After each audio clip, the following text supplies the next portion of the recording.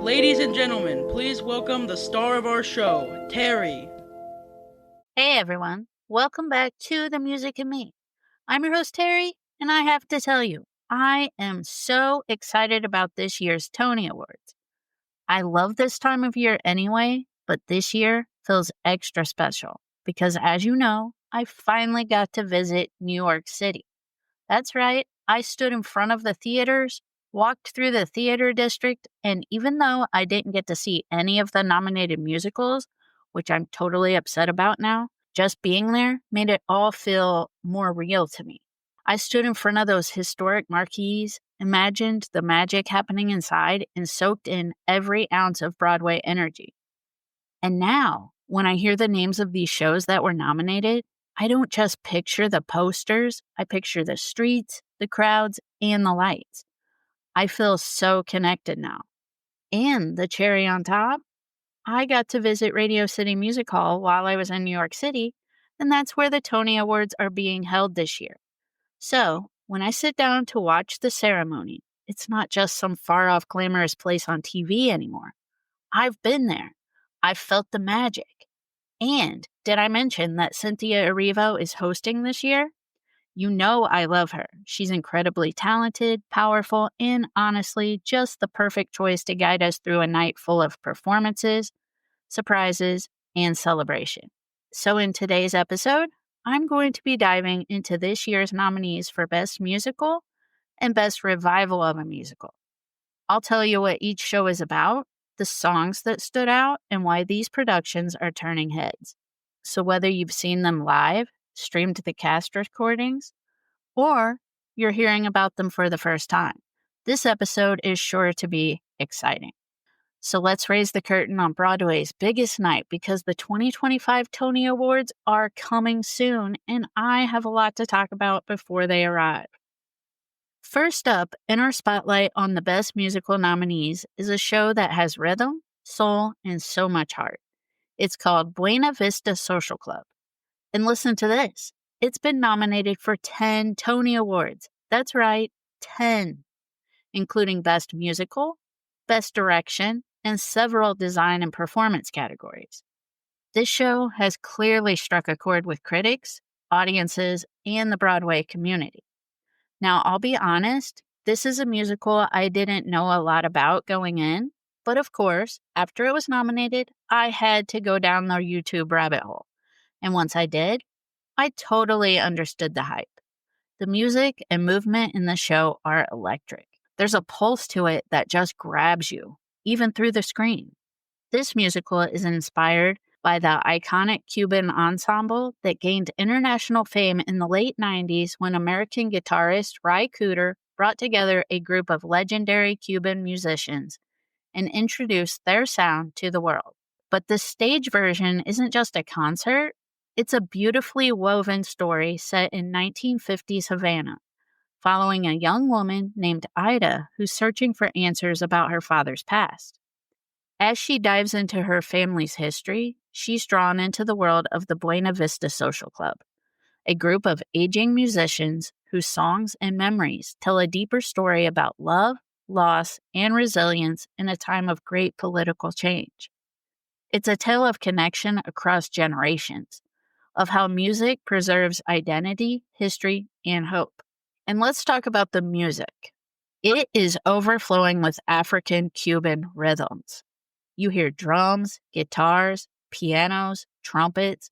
It's so full of life, and each note carries emotional weight.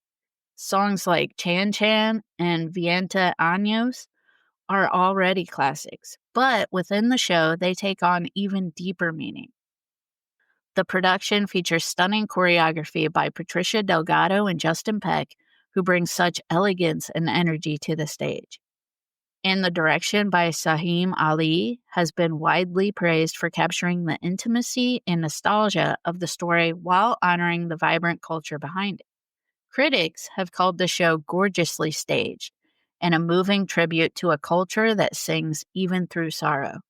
And audiences have described it as a transportive experience, one that takes you straight to Havana's golden age, even from a Broadway theater seat. Even though I haven't seen it live, I can feel the power of the show. just through the YouTube videos that I've watched. Music isn't just part of the story, it is the story. It's about how music becomes memory, becomes identity, becomes something we pass down when words aren't enough. I seriously hope this show gets a cast album soon because I would love to listen to it.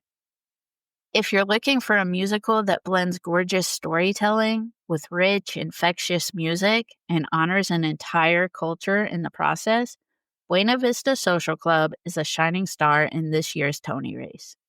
Now, let's talk about a musical that totally surprised and delighted me, Operation Mincemeat. When I first heard the title, I had no idea what this musical was about, and it didn't sound exciting to me, but now that I know, I understand the hype. This one is based on a completely true World War II story, and somehow it's also one of the funniest, quirkiest, and most unexpectedly emotional musicals I've come across. And guess what? Operation Mincemeat has earned 4 Tony nominations this year, including Best Musical, and I'm so thrilled that it's getting this recognition. It originally made waves in London's West End, and now it's made its way across the pond with all the charm and chaos intact. So what's it about? Well, brace yourself, because this is not your average war story. Operation Mincemeat was a real-life British intelligence operation during World War II, where the Allies used a dead body and fake documents to trick the Nazis into thinking they were going to invade Greece instead of Sicily. Yes, really. It was the ultimate wartime con job. And this musical tells that wild story in the most hilarious, clever, and surprisingly heartfelt way. Now, I haven't seen the show on stage, but I have listened to the cast recording, and let me tell you, I was hooked from the very first song. For one, it was hilarious, the very first song. It's witty, fast-paced, and full of those little musical theater surprises that make you want to rewind and listen again. It somehow manages to be funny, sad, thrilling, and incredibly smart all at the same time. The music is catchy and so well written, with songs like Born to Lead, Dear Bill, and God, That's Brilliant, showing off both the comedy and the heart. One minute, you're laughing at British spies in ridiculous disguises, and the next, you're tearing up over a love letter to someone who will never read it. It balances tone so well. How does a musical about war and espionage make me want to dance and cry all in one song?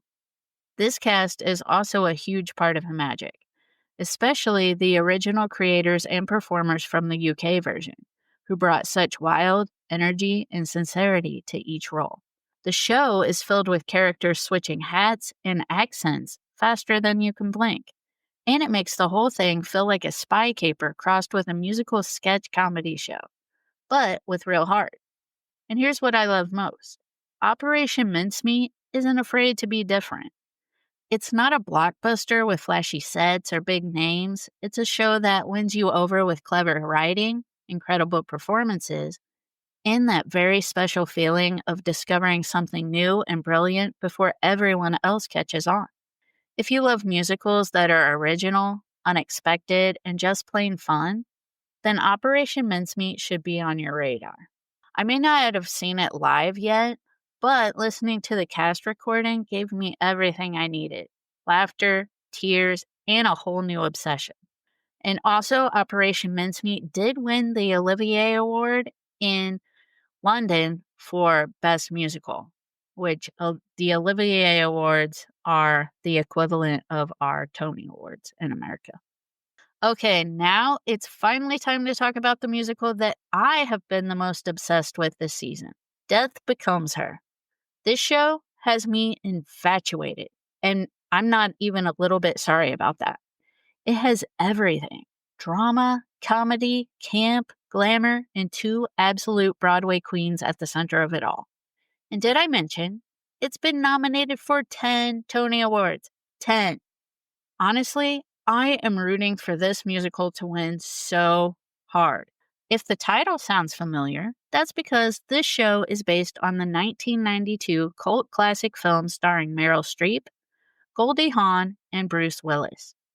But let me tell you, The musical takes everything we love about the movie and turns the dial all the way up. It's dazzling, it's wickedly funny, and it's filled with that delicious Broadway sparkle. The story follows two longtime frenemies, Madeline Ashton, a glamorous fading movie star, and Helen Sharp, her equally ambitious and revenge-driven rival. Their feud over love, beauty, and immortality reaches ridiculous and hilarious new heights when they both drink a mysterious potion that promises eternal youth. The catch? Well, let's just say that immortality comes with complications and some delightfully gory side effects. Now, I haven't seen it live yet, but I did walk by the theater several times when I was in New York, and yes, I freaked out each time like a total theater nerd. I am so upset I didn't get to see this live though, but we already had 3 others planned. But next time I will definitely go to this one. I could just feel the energy buzzing from the building. And honestly, after listening to the cast recording at least 15 times, and I'm not exaggerating there, I can say this show is absolutely everything. It's fast, fabulous, and drop dead funny. Now let's talk about the cast because Megan Hilty and Jennifer Samard are absolutely killing it in the show as they kill it in everything they do. I love both of them so much. And both are up for Tony Awards this year for Best Actress in a Musical, and they are truly a dream team. Megan brings that classic Broadway belt with her signature comedic sparkle, and Jennifer? She delivers dry wit and dark comedy like no one else. I live for every clip I found of them. They're hilarious, outrageous, and somehow still grounded in real emotional stakes. The music is bold, brassy, and wildly theatrical. Songs like Falling Apart, Let's Run Away Together, Hit Me, The Plan, and Alive Forever are just packed with clever lyrics and over-the-top drama in the best way. The score gives us those big diva moments, but also some sharp satirical takes on our obsession with youth and beauty. And yes, even through a cast album, you can feel the comedy landing. I laugh out loud every time I listen to this cast recording. It is hilarious. What I love most about Death Becomes Her is that it knows exactly what it is. It's not trying to be subtle or shy. It's a full-on spectacle that celebrates the absurd, pokes fun at our vanity, and somehow still leaves room for heart. It's smart, it's sharp, and it has that rare balance of camp and craft. I honestly cannot wait to see how this show does at the Tony Awards, and I also can't wait for the performance from the show. I don't know which song they're going to sing, but they're all hilarious, and I'm so looking forward to all the performances. And with 10 nominations and the performances that are already the stuff of Broadway legend, Death Becomes Her might just rise to the top. I'm hoping I get my fingers crossed so much for this musical. As I said, I love it so much. I took pictures of the theater because outside the theater, they have the pictures of the actors. So I have pictures of that. So I feel really connected to this show. And after listening to the cast recording, I love it so much. I'm so obsessed. As far as the leading ladies, I love both of them. I have always loved both of them. Megan Hilty, I've loved since Smash. Jennifer Samard is just hilarious in everything she does. And I remember her from a podcast she did with my favorite Broadway star, Jessica Vosk, during COVID called Killing It on Broadway, which is about like murders and serial killers and stuff that involved Broadway. So that was a really cool podcast. Next up is a musical that completely caught me by surprise in the best way. It's called Maybe Happy Ending. I didn't know a lot about this show until the Tony nominations came out, but once I saw it had 10 nominations, I knew I had to dive in. And wow, what a beautiful, unique, and emotional journey this show takes you on. The story is set in Seoul in the not-so-distant future, and it follows 2 obsolete helper bots, Oliver and Claire, who both live alone in separate apartments long past their original purpose. When they meet, they begin to form a connection that slowly blossoms into a relationship that neither of them expected. It's a story about love, memory, vulnerability, and what it means to be almost human. And even though it's about robots, it might be one of the most human shows on Broadway this season.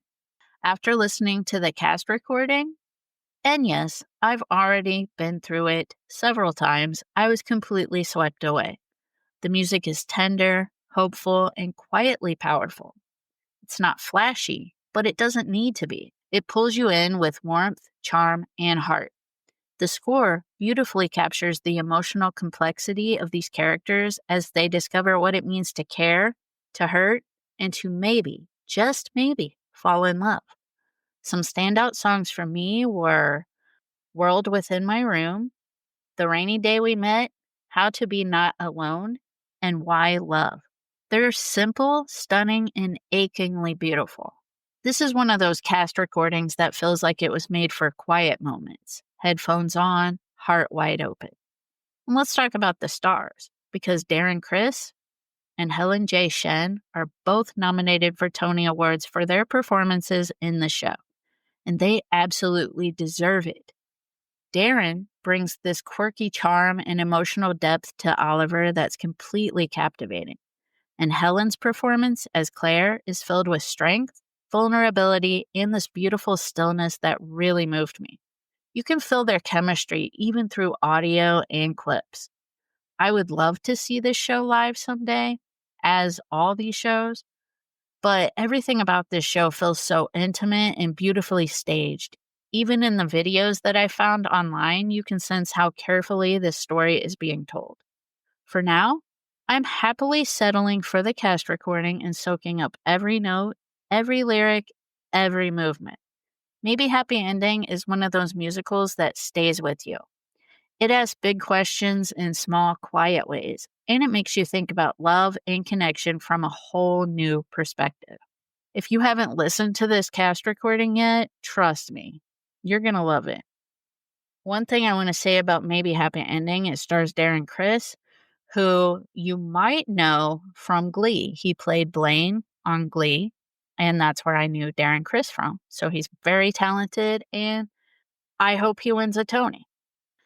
Now we've come to the final nominee in this year's Best Musical category, and one that totally surprised me and pulled me into one of the strangest and most fascinating stories I've heard in a while. It's called Dead Outlaw. This show is nominated for 7 Tony Awards, and honestly, it's the kind of musical that makes you do a double take. Because yes, it's based on a true story. It follows the bizarre journey of Elmer McCurdy, a small-time outlaw who died in 1911 during a failed train robbery. But that was only the beginning of his story. His body was embalmed and ended up traveling across America for decades, mistaken for a mannequin and displayed in carnivals, sideshows, and wax museums. It wasn't until the 1970s that someone realized this was not a prop. It was an actual person. How was this not a musical already, right? This is one of the shows I didn't know much about before the Tony nominations, but once I saw it on the list, I had to learn more. I've watched some of the clips online, and the tone is this wild, dark, slightly irreverent take on American mythos. There's definitely a blend of true crime, folktale, and black comedy here, and the concept alone is so compelling.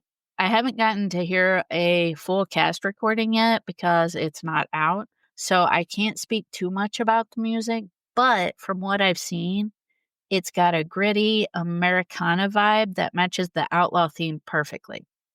What I can say is that audiences and critics seem really intrigued by this show. It's bold, different, and totally unforgettable. It's got that offbeat energy that sets it apart from the rest of the nominees, and I'm definitely keeping my eye on it. So while I'm still discovering Dead Outlaw, I love that shows like this are getting recognized. It pushes the boundaries of what musical theater can be, and it makes you curious. I'm going to be keeping an ear out for the cast recording, and when it finally drops, I can't wait to dig into the sound of this show. And with that, we've reached the end of the Best Musical category. What a wild, diverse, and thrilling lineup this year. From futuristic love stories to Cuban rhythms, screwball comedies to undercover war plots, and yes, even mummified outlaws. But don't go anywhere because up next, I'm going to be diving into the best revival of a musical. And let me tell you, these revivals are just as exciting. Some legendary titles are back on stage and making waves all over again. But before we get into the revivals, here's my interesting fact of the week.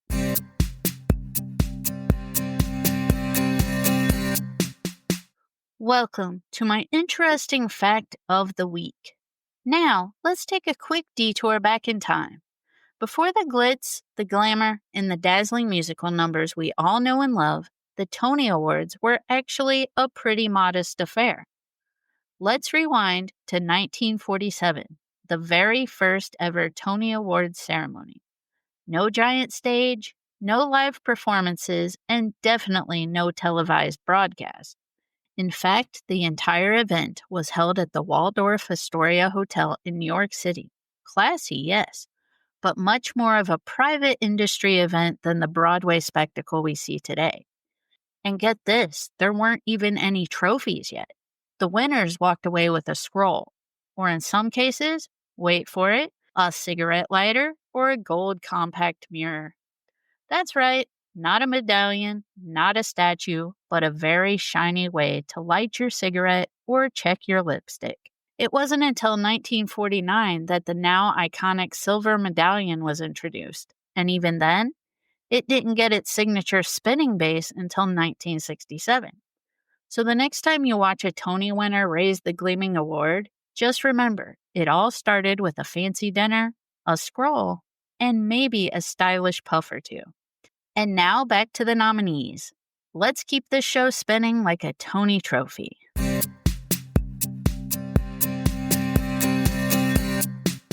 Welcome back, everyone.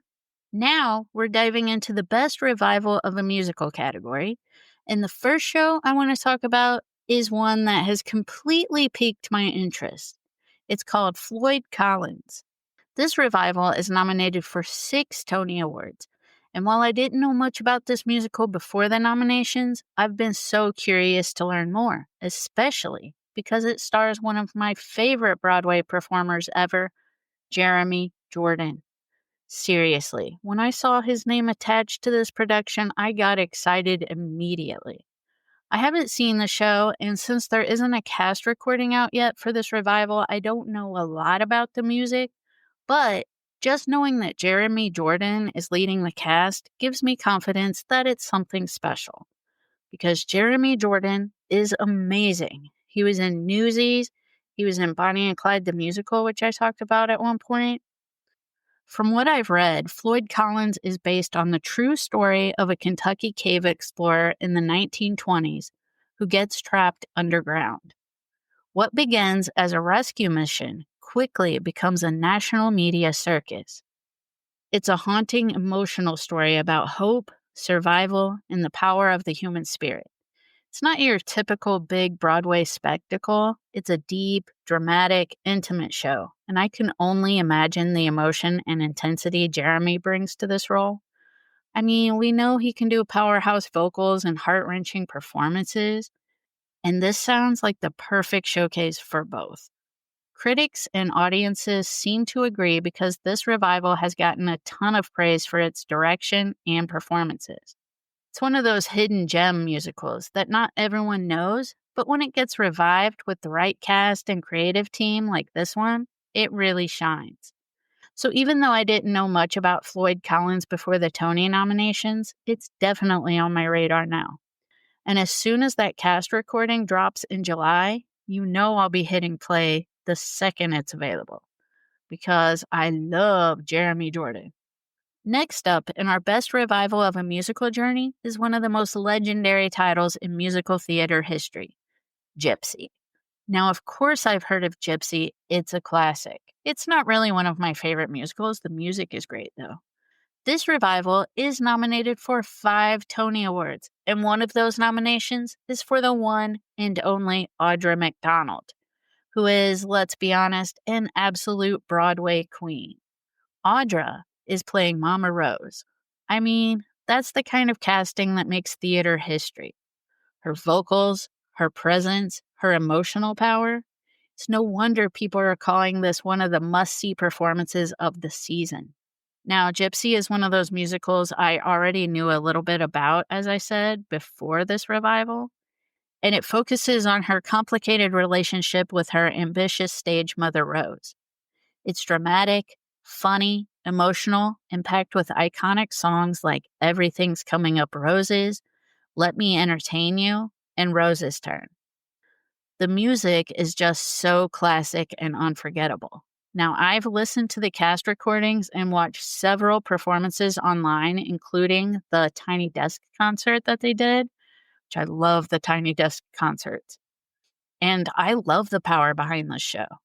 This new revival seems to bring a fresh perspective while still honoring the original's big, bold, golden age Broadway feel. And from what I've seen and heard, it's beautifully staged and incredibly acted. And Audra is giving a performance that people will be talking about for years. Even if you've seen Gypsy before or know the story, this version feels special. It's a reminder of how a timeless musical with the right cast and creative vision can hit you right in the heart all over again. Next, let's talk about a revival that looks like an absolute blast on stage. Pirates, the Penzance musical. Now, I'll be honest, I didn't know a lot about this version of the musical before the Tony nominations, but from the clips I've seen online, it looks funny, fast-paced, and totally entertaining. It has that big, zany, over-the-top energy that just pulls you in. And some of the songs, so catchy and clever, I totally get why it's such a beloved show. This revival might not have a cast recording yet, but hopefully someday. But what it does have is a cast that is out of this world amazing. Ramin Karimloo, Jinx Monsoon, and David Hyde Pierce. I mean, come on. That lineup alone is worth the price of admission. Ramin is known for his powerhouse vocals and dramatic roles, but it's so fun to see him step into something a little more comedic. I'm used to him being in things like Les Miserables and Phantom of the Opera. He is amazing. Jinx brings that bold, fabulous flair that only they can. And David Hyde Pierce, the legend, brings his classic wit and timing to the mix. It's the kind of cast that makes you want to book a ticket immediately, even if you don't know the full story. Pirates is based on the Pirates of Penzance, a classic Gilbert and Sullivan operetta. But this version seems to bring a fresh, modern twist with vibrant staging and a whole lot of humor. It looks like the kind of revival that embraces the fun and leans all the way in. And honestly, theater needs that kind of joyful energy sometimes, right? So while I'm still learning more about the full production, this one's definitely made it into my musicals I need to see list.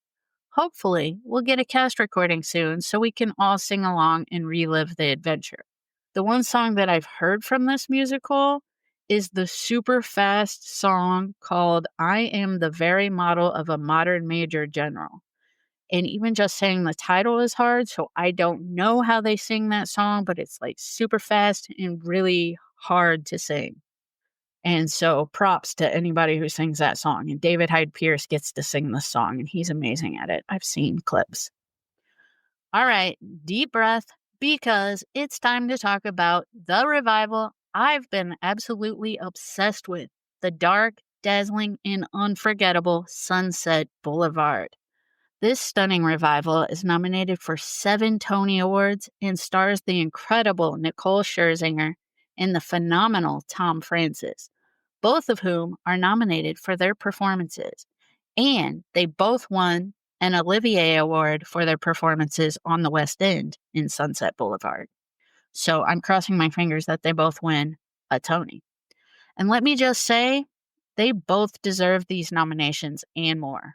I have watched every clip I can find, and I'm still finding new ones. And Nicole's performance has just completely blown me away, as well as a lot of other people. I've seen clips of people praising Nicole Scherzinger for her role in this musical. Her voice, her presence, her emotions, she becomes Norma Desmond in the most hauntingly beautiful way. Now, if you're not familiar with the story of Sunset Boulevard, it's based on the 1950 film of the same name and tells the story of Norma Desmond, a faded silent film star longing for a return to the screen, and Joe Gillis, a struggling screenwriter who gets entangled in her delusional dreams of a comeback. It's a gripping story of fame, obsession, and the tragic cost of chasing the spotlight. This revival is different from what audiences might be used to. It is a very stripped down production. I mean, they don't even have costumes or sets. They use video cameras and they are in their bare feet. So that's awesome in itself. As I said, it's a more stripped down production. It's very minimal in its staging, but it's huge in emotion, character, and atmosphere. And somehow that rawness makes it feel even more intense. It peels back the glitz to let the emotional core of the show shine through. And let me tell you, it shines. The music by Andrew Lloyd Webber is legendary. With One Look, As If We Never Said Goodbye, The Perfect Year, New Ways to Dream, every song is packed with drama and heartbreak. I've been listening to these songs over and over, and I'm completely hypnotized by the depth and beauty in them. And Nicole's voice just soars on every single one, and she makes me cry in every video I watch of her singing, especially As If We Never Said Goodbye and With One Look. Oh my gosh, she's amazing. I am so upset that I didn't get to see this while I was in New York. Like, truly. I walked right by that theater, knowing what was happening inside, and I'm still not over it. It would have been amazing to witness this live. But for now, I'll settle for obsessing over every video, every clip, every interview, and listening to the live cast recording. Or better yet, maybe a filmed version someday. Please, Broadway gods, please make that happen. This Sunset Boulevard is a revival that doesn't just revisit a classic, it reinvents it. And I'm here for every single moment of it. All right, so that was the last revival that's nominated for Best Musical. Now, let's get down to the exciting part, my predictions. This is the moment that you've all been waiting for. Who do I think will win Best Musical? I truly think maybe Happy Ending has a good shot at taking home the Tony for Best Musical. I mean, the story is just so unique, so fresh and intriguing, and it really grabs your attention. You can't help but be curious to see how it all unfolds. The music, the themes, the characters, it all comes together in such a compelling way. And it's one of those shows that feels like it has all the right elements to make an impact. But cue the conflicted emotions, because personally, I really, really, really, really want Death Becomes Her to win. It's the one I've been the most obsessed with all season. I mean, I have pictures of the theater where it's playing. I walked by the theater.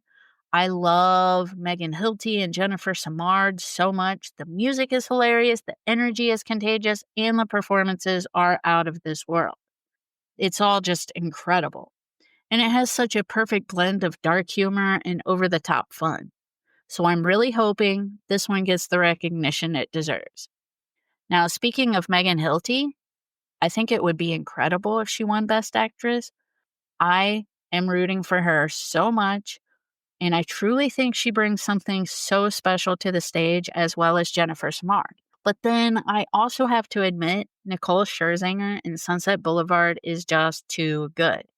Her portrayal of Norma Desmond moves me to tears every time, especially when she belts out With One Look.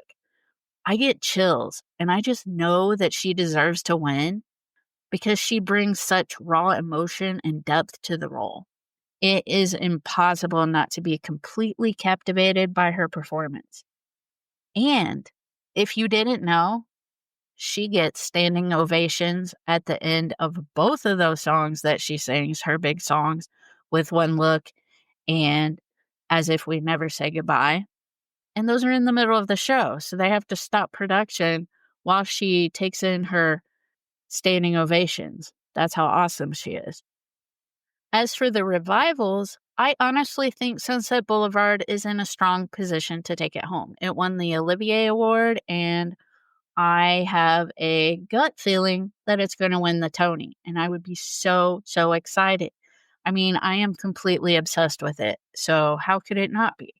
But you never know with these award shows. I also have to acknowledge Gypsy as a serious contender. It's Audra McDonald, after all. She's a powerhouse, and the revival's definitely been turning heads.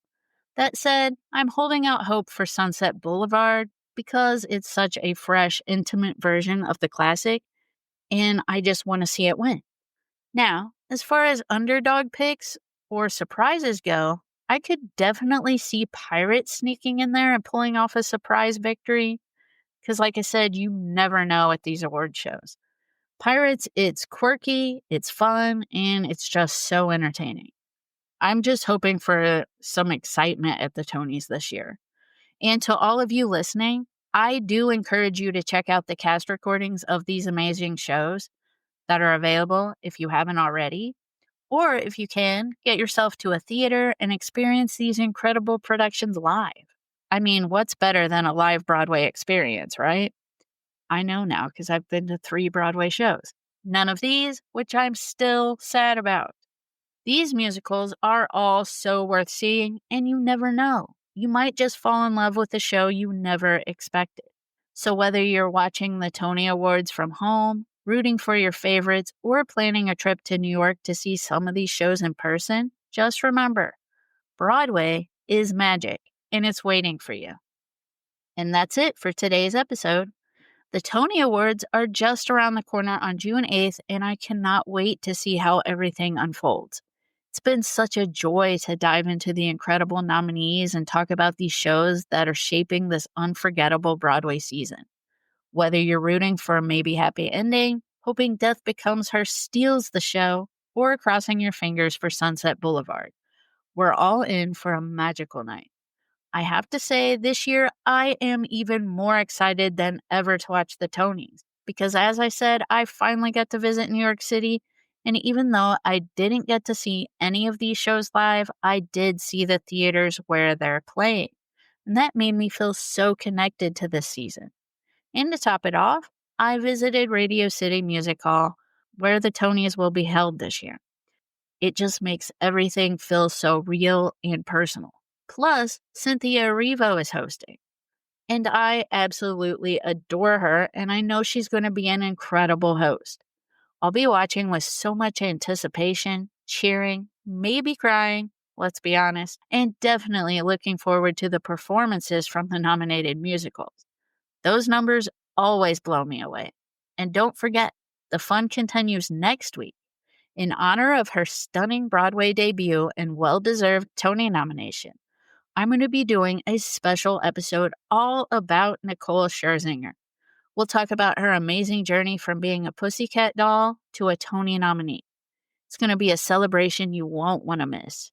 And one last thing, I'll be linking some of my favorite clips from the nominated musicals in the show notes, so you can check them out, fall in love with the music, and maybe discover a new favorite.